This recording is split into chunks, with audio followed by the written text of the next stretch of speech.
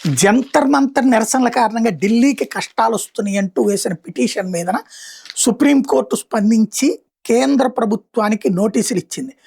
ఢిల్లీలోని జంతర్ మంతర్ మీద నిరసనలకు అనువైన వేదిక కాదని, అక్కడ చేపట్టే ఆందోళనలతో స్థానికులు తీవ్రంగా ఇబ్బంది పడుతున్నారంటూ పిల్ దాఖలైంది.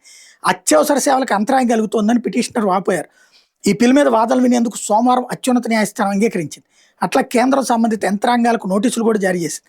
నిరసనలు చేపట్టేందుకు ప్రత్యామ్నాయ వేదికను కేటాయించాలని ప్రభుత్వాన్ని ఆదేశించాలని పిటిషనర్ కోర్టును కోరారు. ఆప్ అధినేత అరవింద్ కేజ్రీవాల్ నేతృత్వంలో మంగళవారం ప్రధాని ఇంటి వరకు చేపట్టున్న పాదయాత్ర గురించి ప్రస్తావించారు.